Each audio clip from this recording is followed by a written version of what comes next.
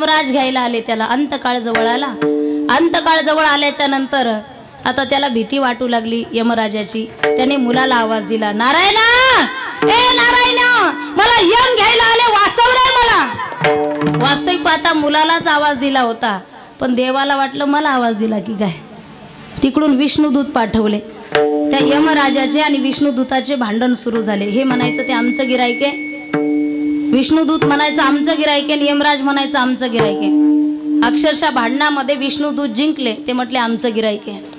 मला सांगायचं तात्पर्य, आजामेळाचा जाता जाता उद्धार करून दिला. सहज बोलणे हित उपदेश करुणी सायास शिकविती ते संत चरण रज. उगाच स्वतःला कोणी संत म्हणून घेत असेल, संत नवती जगा मानसा सारिके. संत दिसायला जरी माणसासारखे पण संत न होती जगा मानसा सारिके. तुम्हाला आळंदी जवळ कान्हूर म्हणून गाव आहे, केंदूर म्हणून गाव आहे. केंदूरचे संत कान्हू पाठक, त्यांच्याकडे एक काशीचा पंडित आला. आल्याच्या नंतर, महाराज इथं कान्हू पाठक कुठे राहतात? कुठे राहतात म्हणजे मीच कान्हू पाठक आहे. अहो मी त्यांचं नाव ऐकून काशीवरून आलोय. तुम्ही कसले कान्हू पाठक, तुम्ही कसले संत? तुमच्या अंगा खांद्यावर लेकरं खेळतात, तुम्ही संत नाही. बर, माझ्या अंगा खांद्यावर लेकरं खेळतात म्हणून मी संत नाही. घेतले लेकरं टाकले विहिरीमध्ये, आता आहे का मी संत? आता कसला संत? स्वतःच्या लेकराची दया नाही, जगाची काय दया करणार? आता नाही मी संत. बर, एक काम करा, काशीवरून आलात माझं नाव ऐकून, म्हटले हो 2 घास खाऊन खा, 2 घास तरी खा. काशीचा पंडित म्हटलं नाही, आताच लेकरं मारलेत, तुम्हाला सुतक पडले, मी सुतकाचं खात नाही, सुतकाचं खात नाही. एक काम करा, लेकरं जर जिवंत केली तर, ए लेकरांनो, हा काशीचा पंडित उपाशी जातोय, बाहेर या. घरातून लेकरं बाहेर येतात तशी विहिरीतून बाहेर आली. संत नवती जगा मानसा सारिके. असल्यावर कळत नाही, नसल्यावर मिळत नाही. जर संत जगाला कळाले असते तर मला वाटतं नारायणगडावरून भगवान बाबाला खाली उतरावंच लागलं नसतं. संत जर जगाला कळाले असते तर संत भगवान बाबांना शरीराचा कोणता तरी भाग खाली कापून टाकावाच लागला नसता. ज्यावेळेस लोक कशालाच कोणी आवरत नाही त्यावेळेस चांगल्या लोकांना बदनाम केलं जातं, त्याला कलंक लावण्यात येतो. आणि कलंक काजळापेक्षा काळा असतो. तुम्ही पहा, एखाद्या माणसाला जर कलंक लागला त्याच्यासाठी तो शेवटचा दिवस असतो. कलंक, एखादी न्यूज जर आली पेपरला, टीव्हीला, मोबाईलला, काजळापेक्षा काळा आहे ना महाराज. एखाद्याचा कलंक लागलेला चेहरा पहा तुम्ही, तो मेलेलाच असतो. राष्ट्रसंत भगवान बाबा शयन कक्षमध्ये त्यांच्या अंथरुणावरती कुणीतरी चोळी टाकली. दृष्ट प्रवृत्तीचे लोक आजही आहे समाजामध्ये, आणि त्याच लोकांनी कल्लोळ केला. स्वतःला संत म्हणून घेता, स्वतःला संन्यासी म्हणून घेता, महात्मे म्हणून घेता, आणि तुमच्या अंथरुणावरती बाईची चोळी आली कुठून? कल्लोळ केला. वाईट प्रवृत्तीच्या लोकांना तोंड द्यायचं नव्हतं, पण खऱ्या अर्थाने ज्या गोष्टीमुळे माझ्या जीवनाला, माझ्या परमार्थाला कलंक लागतोय ती गोष्टच नाहीशी करून टाकली. चमत्कार असा झाला, जिथं जिथं रक्त सांडल्या गेलं तिथं तिथं तुळशी उगवल्या.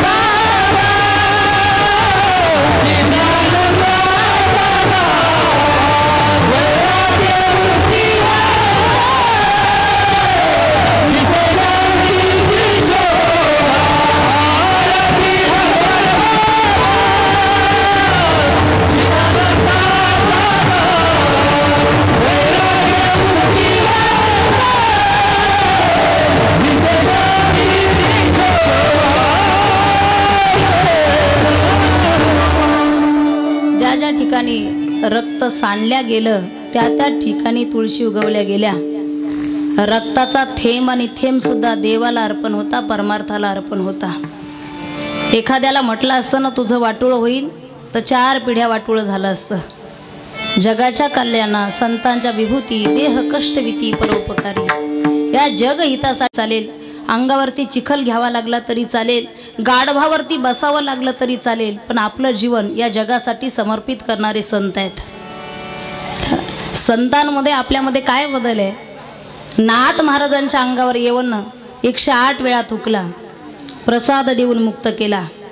आपल्यात काय बदल आहे? आपण रस्त्याने चालताना एखाद्याने गाडीला कट मारला आणि तो निघून गेला तर माणसं 5-5 किलोमीटर त्याचा पाठलाग करतात, तिथं जाऊन धरतात, त्याला 2 टाकतात आणि गावात सांगतात 5 किलोमीटरवर धरला आणि हाणला. काहींना ईर्ष्या पसरवण्यामध्ये फार पुरुषार्थ वाटतो. हिंस्र पशु सुद्धा जंगलामध्ये ईर्ष्या पसरवत असतात. हरिण असते, हरिण ती कधीच कुणाचा द्वेष करत नाही. हरिण कधी द्वेष करत नाही, कोणत्या पशुला खात नाही, काहीच करत नाही. हरिण जगत असते. पण नाहकच काही पशु असे आहेत तिची ईर्ष्या करत असतात, ईर्ष्या करत असतात. हरिण दिसली का तिच्या पाठीमागं लागतात, खाऊन घेतात तिला. मला सांगायचंय, काही गोष्टी अशा आहेत की त्या सोडाव्याही लागतात, काही धराव्या लागतात. संत महात्मे बोलतात, खऱ्या अर्थाने रागवतात, पण तुमच्या हितासाठी रागवतात. तेची माझे हित करी ती सकळ, जेने हा गोपाळ कृपा करी. आपल्या काही सवय असे आहेत. आता कांदा आहे, कांदा जर चाकूने कट होत असेल तर तिथं तलवार कशाला आणायची? कांदा जर चाकूने कट होत असेल तर तिथं तलवार आणायची गरजच नाही. संत परमार्थ करत असताना व्यवस्थित हाताळतात. जसं लेकरावरती आई प्रेम करत असते, गाय वासरावरती प्रेम करत असते, तैसे मज येती सांभाळीत, तसे संत सांभाळतात. एक बाई आपल्या छोट्याशा लेकराला घेऊन नाथ बाबांकडे आली. महाराज, लेकरू गुळ खाते, किती सांगितलं तरी ऐकतच नाही, फार बेकार आहे, ऐकत नाही, किती सांगितलं तरी याचा गुळ खाणं बंद करा. महाराजांनी सांगितलं 8 दिवसाने घेऊन या. बाईला वाटलं 8 दिवसाने औषध देणार असेल, तयार करून देणार असेल. 8 दिवसाने बाई घेऊन आली. महाराज द्या आता औषध, एका जनार्दनी संत पूर्ण करी ती मनोरथ, द्या औषध. नाथ बाबांनी त्या लेकराला समोर बसवलं आणि सांगितलं, हे बाळा, आजपासून गुळ खायचा नाही, जा मावशी घेऊन. माझा सिद्धांत महत्वाचा आहे. ऐकायला जरी जड वाटत असेल तर मला संत सांगू द्या आणि मी पुढे चालणार आहे. नाथ बाबांनी एका वाक्यात सांगितलं, हे बाळा, आजपासून गुळ खायचा नाही, मावशी घरी घेऊन जा. बाबा, अहो एकच वाक्य सांगायचं होतं तर 8 दिवसापूर्वीच सांगायचं ना, त्याच्यासाठी 8 दिवस लागतात का? मला वाटलं औषध तयार करता की काय. नाही मावशी, नाही, 8 दिवस सांगण्यासाठी लागले नाही, आचरणात आणण्यासाठी लागले. स्वतः मी माझा गुळ खाणं बंद केलं आणि मग लेकरांना सांगितलं, त्यागाचं नाव संत आहे, ते संत चरण रज. एखाद्याचं आचरण चांगलं नसेल आणि चरण चांगले असेल, त्याचे चरण धरू नका, वाटोळ होईल तुमचं. ज्याचं आचरण चांगलं आहे त्याचे चरण संत चरण रज. संत सहज भेटत नाही, दुर्जन मात्र पावला पावलावर भेटत असतात. सज्जनही सहज भेटत नाही. दुर्जनाची भेट सकाळीच येतो राम राम घालायला. तुम्ही जरी म्हटलात त्याला भेटायचं नाही तर तो दररोज सकाळी तुमच्या घरामध्ये येतो. मी आहे बरं का गावात अजून. पतन उद्धार संघाचा महिमा. तुमचं पतन करून घ्यायचंय की उद्धार करून घ्यायचा आहे हे संगतीवर अवलंबून आहे. परमार्थाचं सोडा, पण संसारामध्ये सुद्धा संगत फार महत्वाची. पती आणि पत्नी याची जर विसंगत झाली तर ते भांडण हायकोर्टापर्यंत जाऊ शकतं. बरोबर आहे की नाही? विचाराची विसंगत झाली तर ते भांडण हायकोर्टापर्यंत जाऊ शकतं. आणि त्यातल्या त्यात तो जर व्यसनाधीन असेल तर मग विचारूच नका. हिला ना विलाजाना का होईना 2 फटके त्याला टाकावेच लागतात, त्याच्याशिवाय पर्याय. विसंगती विचाराची. मी तर सांगत असते, पत्नी हा विषय सोडून माणसाने कुठेही इम्प्रेशन टाकलं तर ते चालतं, पण तिथं टाकायचं, तिथं टाकायचं. एक जण पिऊन आला, एवढी टाकली की त्याला चालता येत नाही. दारू गांजा मत पियो यारो, अक्कल गुंग हो जाती है. घरी आल्याच्या नंतर पत्नीवर इम्प्रेशन टाकू लागला, हे बघ मी जर सरपंच झालो तर गाव बदलून टाकेल. शांत बसा. मी सरपंच झालो तर गाव बदलून टाकेल. मी आमदार झालो तर तालुका बदलून टाकेल. मी खासदार झालो तर जिल्हा बदलून टाकेल. मी मंत्री झालो तर राज्य बदलून टाकेल. ती म्हटली पॅन्ट म्हणून माझा परकर घातलाय तो पहिला बदलू, बाकीचं आपण नंतर बदलू. विसंगती झाली तर भांडण होण्याची शक्यता आहे. म्हणून संतांची संगत बहु अवघड आहे. संत भेटी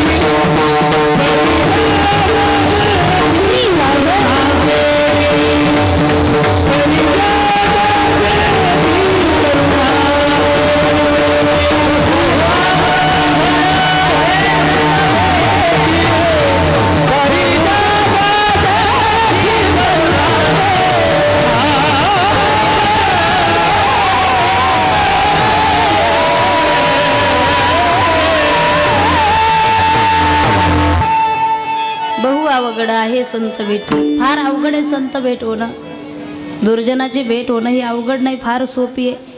आणि दुर्जनाची संगत काही क्षणासाठी जरी भेटली, काही क्षणापुरती जरी दुर्जनाची संगत भेटली तर ती दुःख देत असते, सुख देत नाही. एखाद्या सप्ताला आलात तुम्ही, एखाद्या लग्नाला गेलात, काही क्षणाची एखाद्या दुर्जनाची संगत झाली, दुःख देते महाराज. एका नवीन मुलीचं लग्न झालं, बापाला वाटलं आता फाट्यापर्यंत सोडावं तिला. आता जुनी प्रथा आहे, पूर्वी गावात गाड्या येत नव्हत्या तर फाट्यापर्यंत जावं लागायचं. ही बुळबुळ काय चालली बडबड. असं काही करू नका की मी 11 वाजण्याची वाट पाहिल. प्रथा आहे, फाट्यापर्यंत मुलीला सोडलं पाहिजे. बापाने सुटकेस उचलली, काही क्षणापुरती जरी दुर्जनाची संगत लाभली तर ती दुःखच देत असते, सुख देत नाही. सुटकेस उचलली, बाप पुढे चालत होता. त्या मुलीच्या बापाबरोबर मुलीचा पती सुद्धा चालत होता. जावाई आणि सासरा बरोबर चालू लागले. आता जावयाचं हे इथं खाली घोट्यात होतं, त्याला बोलल्याशिवाय जमतच नव्हतं. सासरा कमी बोलणारा होता. जावाई म्हटला, सासरे बुवा, ह्या रोडच्या कडेला जी जमीन आहे ती कुणाची आहे? न पाहता सासऱ्याने सांगितलं, ती माझ्या वैऱ्याची आहे आणि मला त्याच्याबद्दल काहीच बोलायचं नाही. जावाई म्हटलं, असं नका तुमच्या वैऱ्याची, पण जमीन एक नंबर आहे. काही ना सवय, ते बोलू नका. नाही बोलणारच. ती तुमच्या वैऱ्याची जरी असली तर जमीन एक नंबर आहे. सासरा म्हटलंय, बघा जावाई बुवा, तुम्ही नवीन आहात गावात, मला त्यावर काहीच बोलायचं नाही. ती वैऱ्याची जमीन आहे, असं नका वैऱ्याची, पण जमीन एक नंबर आहे. आणि त्या जमिनीमध्ये जी ज्वारी आलेली आहे ती फार सुंदर आहे. त्या तुमच्या वैऱ्याला 30 पोते ज्वारीचे होणार आहे. किती होणार आहे? 30 पोते होणार आहे. मग सासरा न बोलणारा बोलका झाला. तो म्हटलाय, बघा जावाई, तुम्हाला माहित नाही, त्याला 20 पोते होणार आहे. जावाई म्हटलं 30 पोते होणार आहे. सासरा म्हटलं नाही, 20 पोते होणार आहे. जावाई म्हटलं 30 पोते, सासरा म्हटलं 20 पोते. जावायचं इथलंच खाली गोट्यात होतं, रोडचं काम चालू होतं. जसा जावाईने सासरा उचलला की खडीच्या गंजावर टाकला. जावाई त्याच्यावरून बसला, म्हणा 30 पोते. सासरा म्हटला, जीव गेला तरी 1 पोतं जास्त म्हणणार नाही, 20 पोते. पण ती वसू नावाची मुलगी अडचणीत आली. बाबा, पाठ लाल झाली की घासू घासू, हे बघ वसू, पाठ कितीही घासू, पण 10 पोत्याची कळ मात्र कशी सोसू. काय घेणं देणं आहे का? काही क्षणाची दुर्जनाची. पहा तुम्ही, कधी कधी अशा ठिकाणी कार्यक्रमाला जातो आम्ही, सोशल मीडियामुळे, का त्यांना पखवाजही माहीत नाही, विनाही माहीत नाही. एका ठिकाणी तर गेलो आणि ते म्हटले, भोपळा आणलं का? बरोबर. म्हटलं, भोपळ्या, जर तुला भोपळं माहीत नव्हतं तर कशाला भोपळ्याला कीर्तन ठेवलं का तू? काही क्षणासाठी मूर्खस्य गात्रांनी वर्धंती किंतुम तेषाम ज्ञानम न वर्धंती. मूर्ख माणसं दिसायला माणसासारखे असतात, वजन वाढतं, वय वाढतं, ज्ञानम न वर्धंती, त्यांचं ज्ञान वाढत नाही. एक डॉक्टर काही मूर्ख सुधरवण्याच्या नादात गावात आला. किती येडे राहतात गावात, किती येडे राहतात. गावातले लोक म्हणले 2-4 जण आहेत. किती आहेत? 2-4 जण आहे. कशाने येड लागलं? म्हटले काही नाही, त्यांचं लग्न होत नाही. हां, बरेच येडे आहेत की त्यांचं लग्न होत नाही, हो येड लागलं. मग काय करतात ते? काही नाही, कुणाची वरात निघू द्या, हे डान्स करतात, डीजेवर नाचतात, नाचू द्या ना, काय जातं तुमचं? नाही तसं काही नाही, पण ते असे नाचतात, लोक उभे असतात, हे खाली येऊन डान्स करतात, नागिन डान्स करतात, उभे असलेले सगळे खाली पडतात. इतका गावाला त्रास आहे. डॉक्टर म्हटले काही काळजी करू नका, मी प्रयत्न करतो ट्रीटमेंट करण्याची. डॉक्टरनी नेलं त्यांना आणि 6 महिने ट्रीटमेंट केली 4 येड्यावर. किती? 4 येड्यावर. असे जर 10-15 येडे असते तर कसं झालं असतं गावाचं? फार अवघड आहे. 4 येड्यावर डॉक्टरनी ट्रीटमेंट केली आणि केल्याच्या नंतर आता डॉक्टरला पाहायचं होतं किती वेडे सुधारलेत, म्हणून डॉक्टरनी हॉस्पिटलमध्ये डीजे लावला. जसा डीजे लावला त्यातले 3 जण उठले आणि डान्स करू लागले. वैताग आला डॉक्टरला. एवढा शिकलो, अमेरिकेला पैसे घातले, फायदा झाला नाही, हे येडे काही सुधारले नाही. पण एक येडं तेवढ्यात वट्यावर बसलेलं दिसलं ना, अगदी शांत अवस्थेमध्ये मांडी घालून बसलेलं. आता मात्र आनंद वाटला. डॉक्टर गेला त्या येड्याजवळ, त्याच्या पाठीवरून हात फिरवला. हे बघ, हे 3 जण नाही सुधारले, काही हरकत नाही, पण तुला फरक पडला, मला आनंद वाटतो. डॉक्टर झालं, सक्सेस झालं. येडं म्हटलं, डॉक्टर साहेब मी शहाणा झालो, तुम्हाला वेड लागलं. म्हटलं काय झालं? अहो म्हटले, डॉक्टर साहेब हे 3 जण त्या डीजेवर नाचतात तर नाचू द्या, पण मी कसा नाचू त्या डीजेवर? डॉक्टर म्हटले काय झालं? काय झालं म्हणजे? ती माझ्या लग्नाची वरात आहे आणि त्या वरातीचा मी नवरदेव आहे, म्हणून मी इथं बसलोय. बाकी शहाणा येडं तसं काय? मूर्खस्य गात्रा निवर्धन्ति किंतुम तेषाम ज्ञानम न वर्धन्ति. काही क्षणाची जरी वेड्याची संगत लाभली तर ती दुःख देणारी असते, म्हणून संत संगत अहो भाग्याने मिळते. अभंगाचं प्रथम चरण.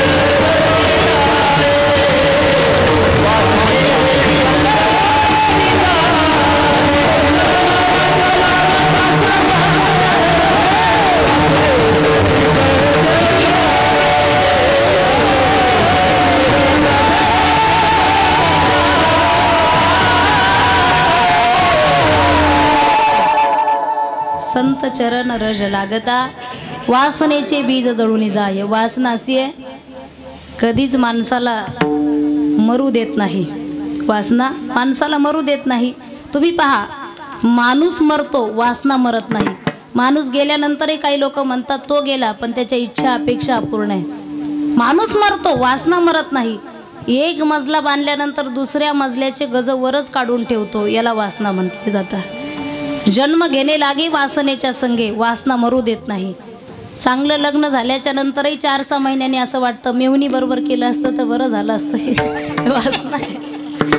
वासना फार अवघड आहे, जगू देत नाही मरू देत नाही. जड भरत राजा हरणी गर्भा गेला, घाला तो घातला वासनेने. किती चिकाटीने परमार्थ संसार केला तरी त्या संसारामध्ये आणखी कमवून ठेवावंच वाटतं, ही वासना आहे. काही माणसं फार चिकट असतात. अनुभवाने सांगेल काही गोष्टी. संस्था आहे आळंदीमध्ये आमची, अगदी भाऊबाबांच्या नावाने 12 वर्ष झाले संस्था चालवते. भरपूर वारकरी आळंदी पंढरीला येत असतात, हौसे नवसे आणि काही गवशेही असतात. म्हणजे इकडं चोऱ्या करतील त्यात नवल नाही, पण तिथं येऊन का होईना एखादी पेटी पकवा सहज घेऊन जातात जर बाहेर ठेवला तर. आता ह्या कार्तिकी वारीला आमच्या 2 पेट्या चोरी गेल्या. मग इकडं जातं असं नाही, आळंदीत चोऱ्या होतात. हे फार आश्चर्य आहे माणसाचं. एक माणूस कधी न वारीला येणारा काही वारकऱ्यांबरोबर आला, कधी न परमार्थ करणारा, कधी न परमार्थ करणाऱ्या माणसाची भगवंत परीक्षा घेत असतो बरं का. वारीला आल्याच्या नंतर इकडं सप्ताहाला कधी देणगी दिली नाही. सप्ताहाचे लोक काहींची सवय आहे, जोपर्यंत देणगी चालू आहे तोपर्यंत सासरवाडीला जाऊन बसायचं. काल्याच्या पंक्तीला सगळी सासरवाडी जेवायला आणायची. हे काहींची सवय आहे वा. आणि म्हणून तो पंढरपूरला आला, चंद्रभागेचं स्नान झालं, बाहेर आला. बाहेर आल्याच्या नंतर आता त्याची परीक्षा घेण्यासाठी साक्षात भगवंत त्या ठिकाणी आले.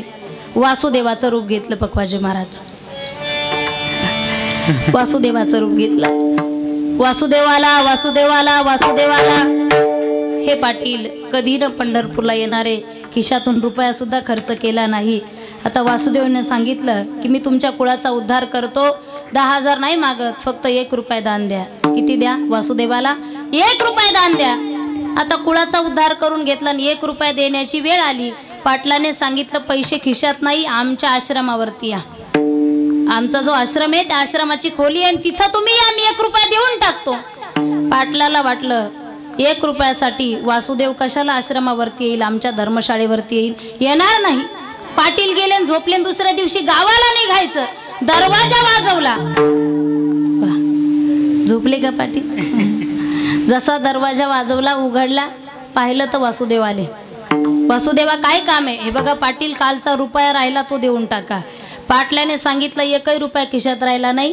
पत्नीला नवी साडी शाल घेतली, लेकराला खेळणी घेतली, भाड्याला पैसेच राहिले नाही. भाड्याला पैसे राहिले नाही जाण्यासाठी. मोकळा झाला.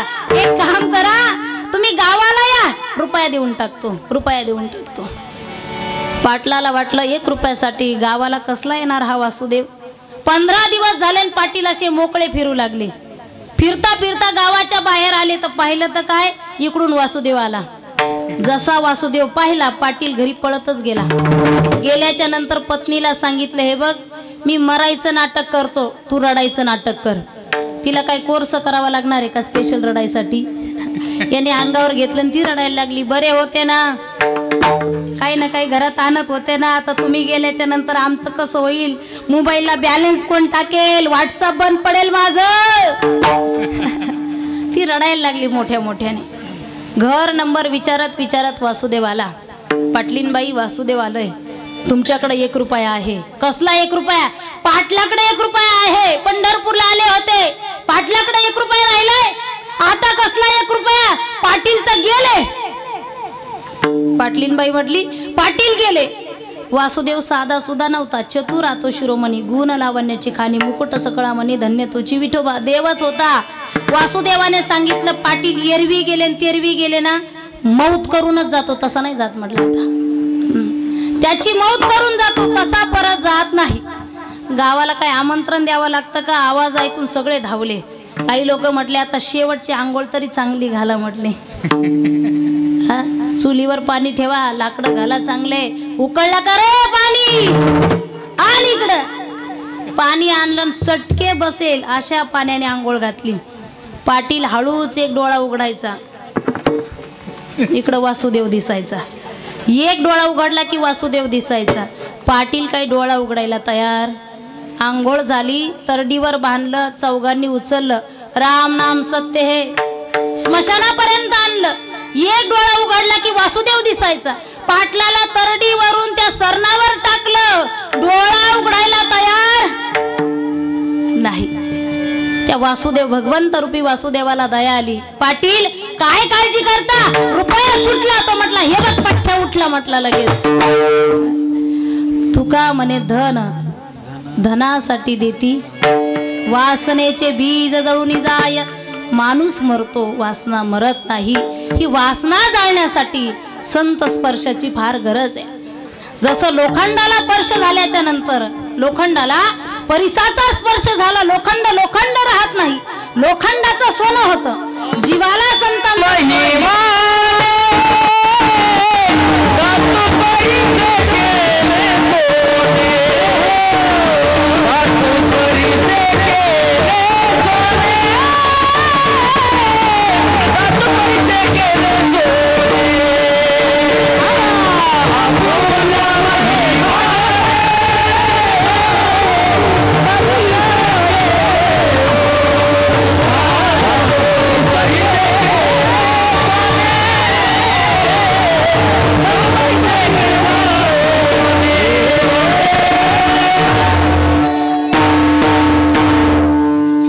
परिसामध्ये एवढी ताकद आहे की लोखंडाचं सुद्धा सोनं करतो. कोण कोण? परीस.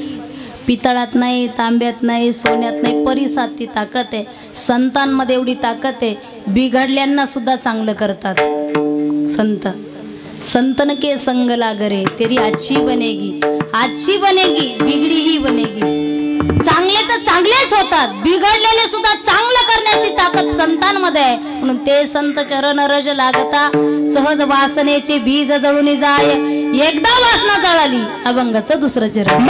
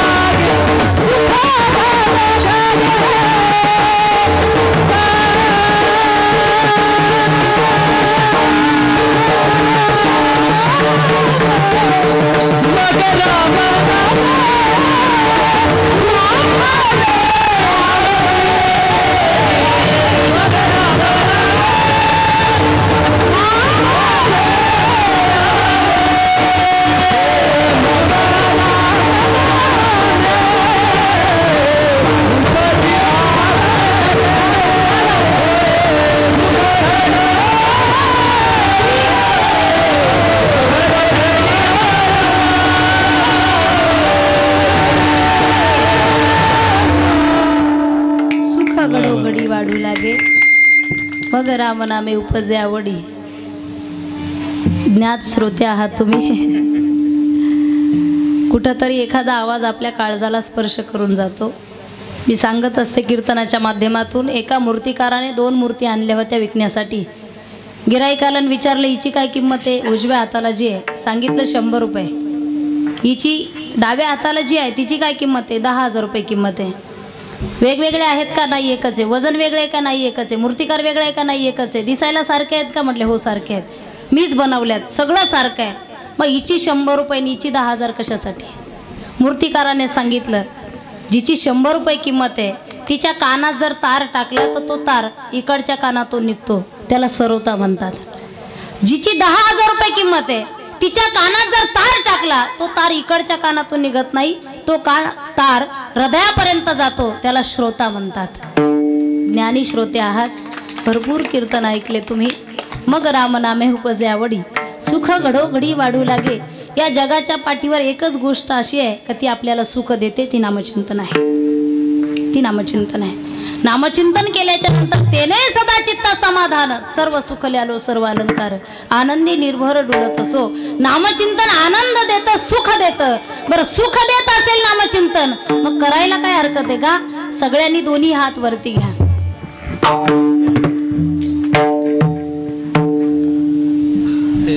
वेळात वेळ काढून कीर्तनाला आला तुम्ही. तुमच्या सगळ्या इच्छा मी साहेबांचा पोवडा सुद्धा गाणार आहेत, राम लल्लाचं आगमनाचं गीत सुद्धा गाणार आहे. मला कमी बॉलमध्ये जास्त रन काढावे लागतात तिथं. घेतले सगळ्यांनी हात वरती. वा. श्रीराम जय राम जय जय राम, श्रीराम जय राम जय जय राम, श्रीराम जय राम जय जय राम, श्रीराम जय राम जय जय राम, श्रीराम जय राम जय जय राम, श्रीराम जय राम जय जय राम, श्रीराम जय राम जय जय राम, श्रीराम जय राम जय जय राम, श्रीराम जय राम जय जय राम, श्रीराम जय राम जय जय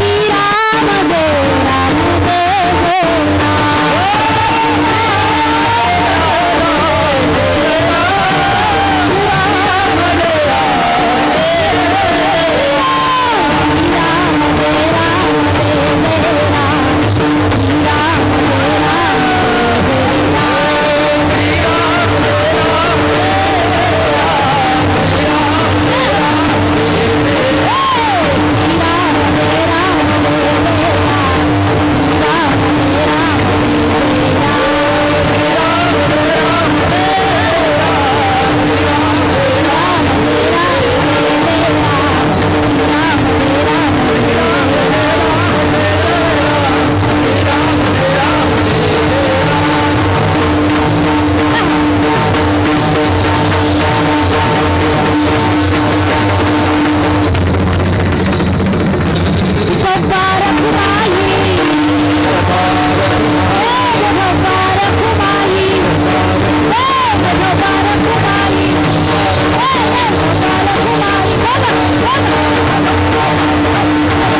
जय जय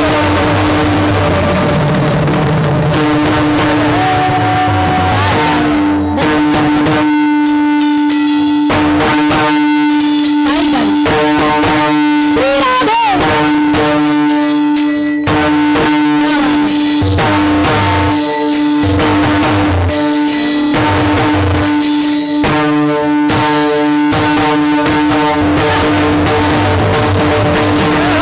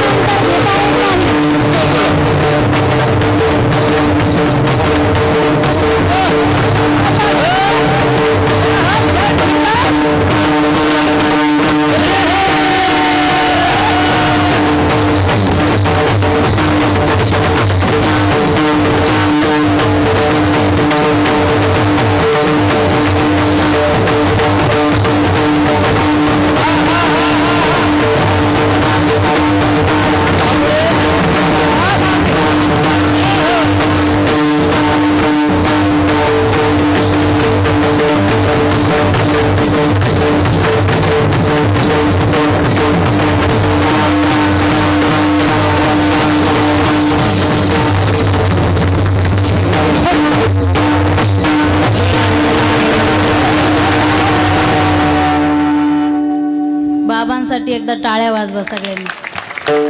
बाबा तुम्हाला शताब्दीला सुद्धा इथंच पाहिजे बरं का आम्हाला. उदंड आयुष्य, चांगलं आरोग्य लाभो. या वयात सुद्धा एवढी एनर्जी आपली नाही तेवढी टिकणारच नाही. प्रवास केला की मग राम नामे उपजे आवडी, सुख घडोघडी वाढू लागे, कंठी प्रेम दाटे, नैनी नीर लोटे. पण हनुमंतरायाने छाती फाडली. भगवान श्रीरामाचं दर्शन झालं. स्वतःचं जीवन देशाला, देवाला, धर्माला अर्पण करून पहा. मरावी परिकीर्ती रूपी उरावे. तुका म्हणे एका मरणेची सरे, उत्तमाची उरे कीर्ती मागे. इतिहासामध्ये उगाच कुणाचं नाव कोरलं जात नाही. कार्य असावं लागतं, कीर्ती असावी लागते. खऱ्या अर्थाने 22 जानेवारी हा सण आपण साजरा केला. आनंद उत्सव सगळ्यांच्या घराघरामध्ये साजरा झाला. ज्यावेळेस सगळ्यांच्या घरावरती पताका, भगवी पताका फडकवत होती, त्यावेळेस स्वाभिमानाने सगळे त्या पताकाकडे पाहत होते, झेंड्याकडे पाहत होते. हा स्वाभिमान जर आपल्या हृदयामध्ये असेल तर मला वाटते कुठंतरी आपली भक्ती आहे. हा, मी तर त्या देवाला विनंती करेल, हे खुदा हम तेरे दरबार में फरियाद करते हैं. हे खुदा हम तेरे दरबार में फरियाद करते हैं, मत कर ऐसे पैदा जो देश धर्म को बर्बाद करते हैं. पवित्र ते कुळ, पावन तो देश, जेती हरीचे दास जन्म घेती. घाबरायचं नाही, भगवा हातामध्ये घ्यायचा आणि फडकूनच दाखवायचा. भगव्या रक्ताची धमक आणि स्वाभिमानाची आग आहे. भगव्या रक्ताची धमक आणि स्वाभिमानाची आग आहे. घाबरतोस कुणाला वेड्या, तू तर हिंदूंचा वाघ. स्वाभिमानाने जगत असतो आम्ही. अभिमानाने जास्त जगण्यापेक्षा कमी, स्वॅट बट स्वीट, कमी जगलो तरी चालेल, पण शानमध्ये जगायचंय, माझ्या देशासाठी जगायचंय. कारण ज्या देशामध्ये आपण राहतो हा सामान्य नाहीये. जहाँ डाल डाल पर सोने की चिड़िया करती है बसेरा, ओ भारत देश है मेरा, ओ भारत देश है मेरा, ओ भारत देश है मेरा, ओ भारत देश है मेरा. देशामध्ये आपण राहतो.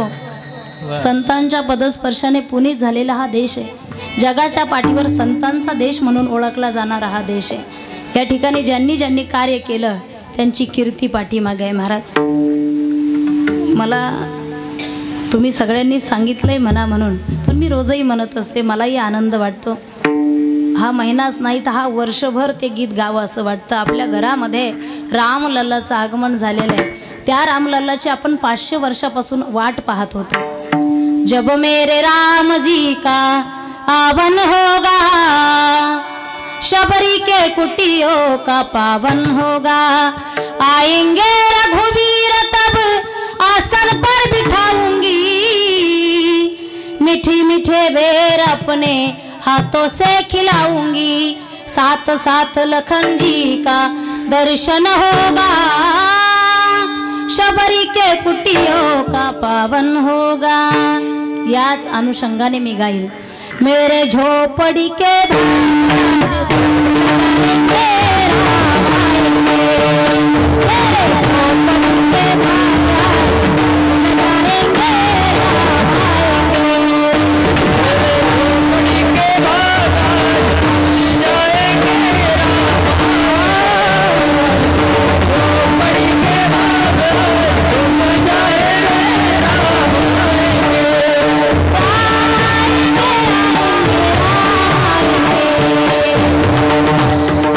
बोला बोला बोला वाह वाह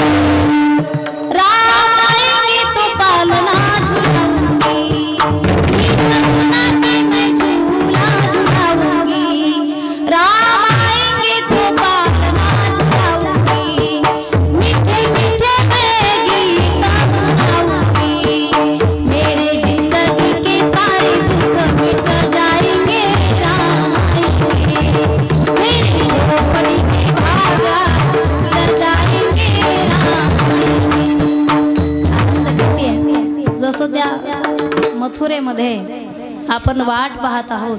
ठेका चालू राहू दे 2 मिनिट.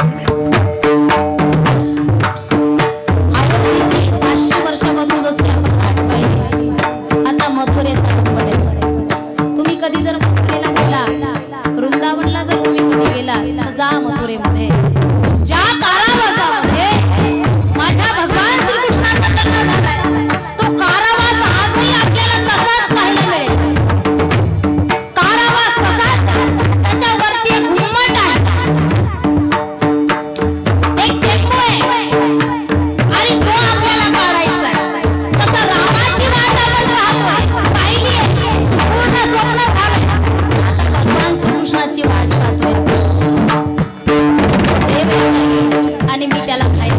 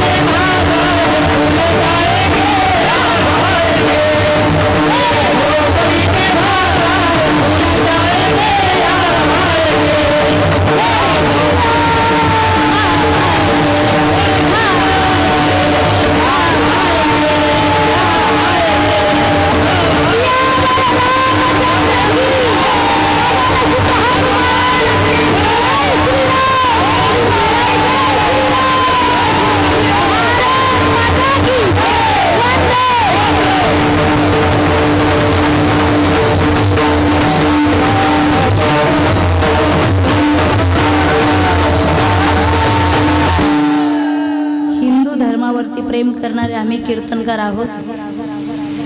बाकीच्यांचा द्वेष नहीं, ना हिंदों से है ना मुसलमानों से है, ना हिंदों से है ना मुसलमानों से है. इस देश को तो तकलीफ बेईमानों से है, बेईमानों से है. आजही काही बेईमान माणसं या महाराष्ट्रामध्ये, या भारतामध्ये राहतात. देवच नाही म्हणून जगतात आणि देवाच्या जीवावर जगतात. देव नाही म्हणून जगतात आणि देवाच्या जीवावर जगतात. मोठा एखादा रोग झाला, काही झालं तर डॉक्टर जर म्हणले तर आमच्या हातात नाही, डॉक्टर म्हणतात देवाच्या हातात आहे. मग ती गुपचूप देवाला म्हणतात वाचव बरं का, बरंच वाईट काम बाकी अजून. देव नाही म्हणणारे सुद्धा देवाच्या जीवावर जगतात. खऱ्या अर्थाने देवाला अर्पण व्हा, देशाला अर्पण व्हा, देशाला अर्पण व्हा. माहिती आहे तुम्हा सगळ्यांना, तरी सुद्धा सांगून जाईल. समाज हितासाठी जगणारे माणसं मरत नाही, जिवंत राहत असतात. समाज हितासाठी माननीय लोकनेते स्वर्गीय गोपीनाथरावजी मुंडे साहेब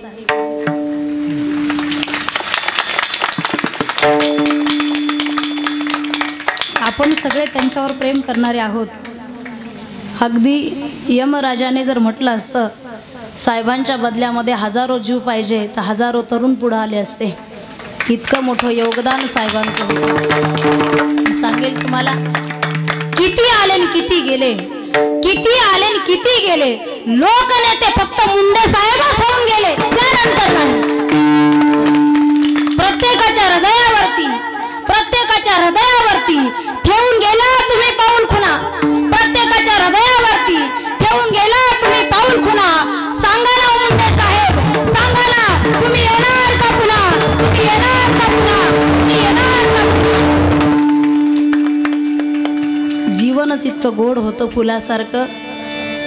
फुलाचं जीवन सांगू, प्रेम करणाऱ्या माणसाने हाताशी धरलं तर सुगंध देतं फूल.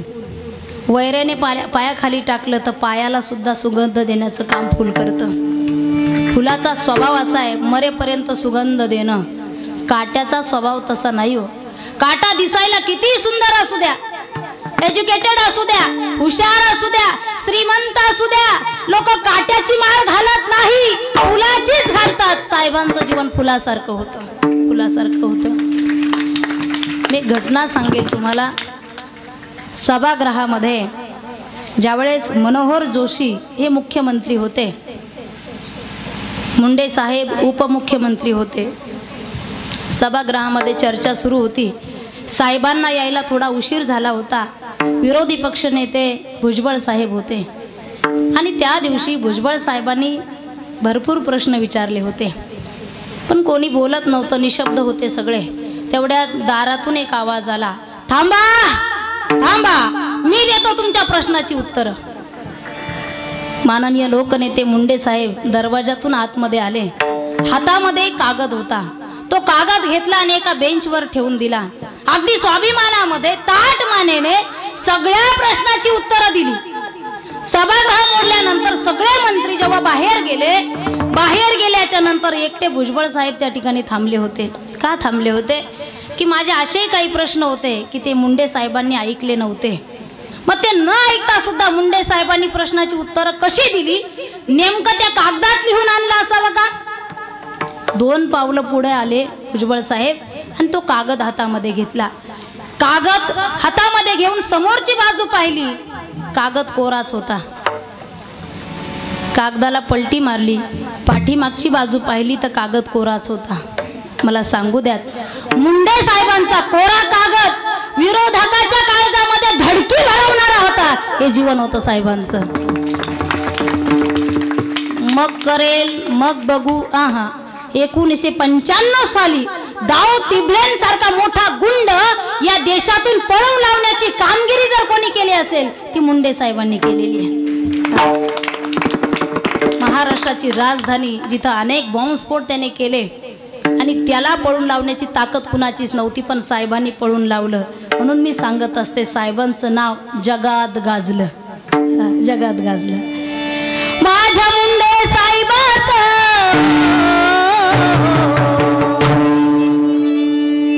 माझ्या मुंडे साहेबाचं नाव गाजत जगात, नाव गाजत जगात, नाव गाजत जगात. होता गरीबाचा नेता, दिन दुबळ्याचा दाता. होता गरीबाचा नेता, दिन दुबळ्याचा दाता. परंतु त्यांचं जीवन अशी संघर्षाची कथा, अशी संघर्षाची कथा. नाव गाजलं जगात, नाव गाजत जगात, नाव गाजत जगात. होती गरिबीची जाण, देवासारखा होता मान. माहित नाही देव कुठे, देवासारखा मान आहे. होती गरिबीची जाण, देवासारखा होता मान. नाव गाजल जगात, नाव गाजल जगात, नाव गाजत जगात, नाव गाजत जगात, नाव गाजत जगात. गेला नाथाचा नाथ, प्रजा झाली अनाथ. गेला नाथाचा नाथ, प्रजा झाली अनाथ. चर्चा झाली लोकात, चर्चा झाली लोकात. नाव गाजत जगात, नाव गाजत जगात, नाव गाजत जगात. माझ्या मुंडे साहेबाचं, माझ्या मुंडे साहेबाचं नाव गाजत जगात, नाव गाजत जगात.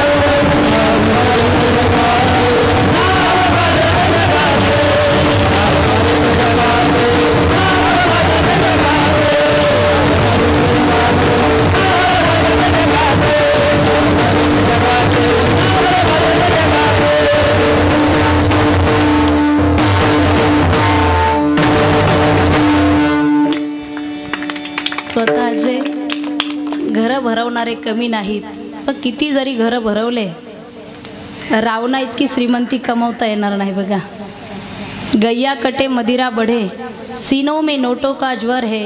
वे भी विचार भी चल रहा है यहाँ, घर घर में घुसखोरी है.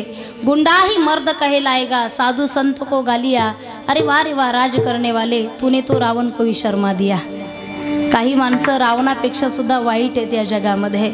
समाजासाठी समाज हितासाठी जगून पहा, आनंद मिळेल. तेने सदा चित्ता समाधान. समाधान राहायचं असेल तर कार्यसुद्धा चांगलं असावं लागतं. तेवढं देशावरती प्रेम करावं लागतं, समाजावरती प्रेम करावं लागतं. उगाच लेकरापेक्षा जास्त प्रेम देत नाहीत ही समाज. हे लोक अगदी मायेने भरवत असतात, पण हे भरवत असताना ते कधीच विचार करत नाही की समोरचा व्यक्ती माझं वाईट चिंतत असेल म्हणून. साहेबांसारखं जगून पहा, आनंद मिळेल तुम्हाला. कंठी प्रेम दाटे, नैनी नीर लोटे, हृदय प्रगटे रामरूप ज्ञानेश्वर.